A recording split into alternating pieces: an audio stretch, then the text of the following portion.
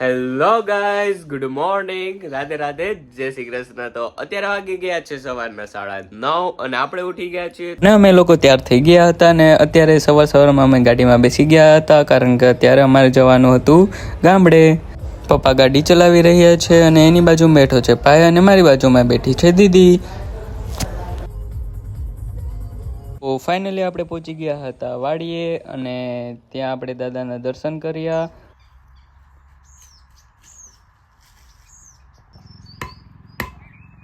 ત્યાં અમે દાદાએ શ્રીફળ વધેર્યું અને શ્રીફળ વધેરતા વધેરતા જોયું ત્યાં તો બાને દાદા હાલીને આવી રહ્યા હતા. દાદાએ ત્યાં આપણને ચીકુ પણ ઉતારી દીધા.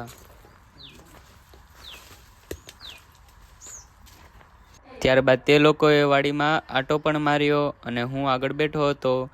તો આપણે દર્શન કરી લીધા હતા અને હવે આપણે જઈ રહ્યા હતા જુનાગઢ તરફ. તો અમે આવી ગયા હતા પપ્પાના દોસ્તારની વાડીએ. ત્યાં પપ્પાએ સિંગુ પણ ઉતારી દીધી હતી અને આજુબાજુનો નજારો પણ ખૂબ જ સુંદર હતો. બપોરનો સમય હતો અને બહુ જ તડકો હતો એટલા માટે ગરમી બી થતી હતી. મેં આગળ જોયું ત્યાં કૂવો બી હતો અને કૂવાની સામે એક્ઝેક્ટ ગાયને ભેંસો પણ હતી. અંકલ અને આંટીએ અમને ત્યાં ત્રોફો પણ પીવડાવ્યો અને એ જોયું ત્યાં તો તેની ફ્રેન્ડ પણ મળી ગઈ હતી. તેની ફ્રેન્ડ તેને બોલાવતી હતી. પાસે તો જા.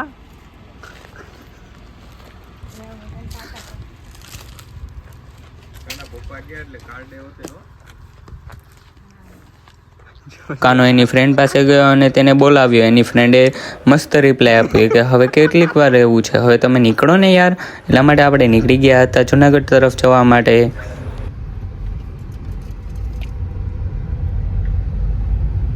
અમે લોકો જુનાગઢ ઘરે પહોંચી ગયા હતા અને ઘરે પહોંચતા જ કાનાની ડિમાન્ડ હતી કે તમે લોકો જઈને દાલ પકવાન લઈ આવો. એટલા માટે હું અને ભાઈ અમે બે બુલેટમાં દાલ પકવાન લેવા માટે નીકળી ગયા હતા.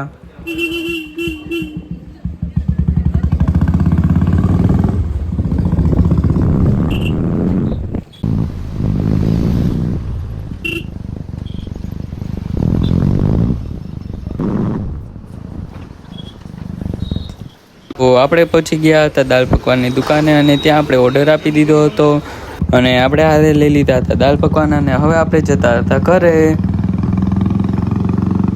તો આપણે ઘરે પહોંચી ગયા હતા અને મેં જોયું ત્યાં તો રેખા દીદી ખીચી બનાવતી હતી. ખીચી એટલા માટે બનાવતા હતા કારણ કે આપણે ઘઉંના પાપડ બનાવવાના હતા અને આજે ગણેશ ચોથ હતી એટલા માટે ગીતા માસી અહીંયા લાડવા પણ બનાવ્યા. નાખી દીધો એક સિક્કો. જેના પેકમાં રહી એને આવશે ગણપતિ દાદા. અને અહીંયા મમ્મી ગણપતિ દાદાને ત્યાર પણ કરતી હતી. અહીંયા મમ્મીએ ગણપતિ દાદાને લાડવા ધરી દીધા હતા અને દીવો પ્રગટાવતી હતી અને દીવો પ્રગટી ગયો છે અને હવે અગરબત્તી પ્રગટાવી રહી છે.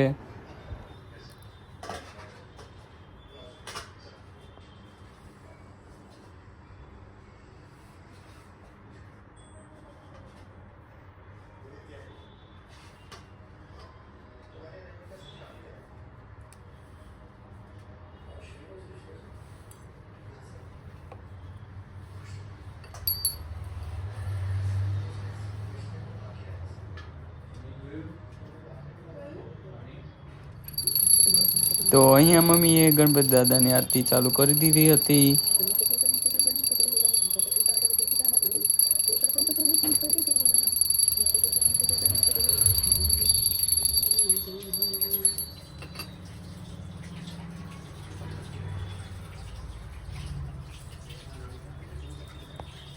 આજના વ્લોગમાં બસ આટલું જ નહીં, હજી એક લાસ્ટ લોકેશન પણ હતી. તો આપણે આવી ગયા હતા ભવનાથ વાઘેશ્વરી મંદિરે માતાજીના દર્શન કરવા માટે અને બસ આજના વ્લોગમાં આટલું જ હતું. Good bye, take care.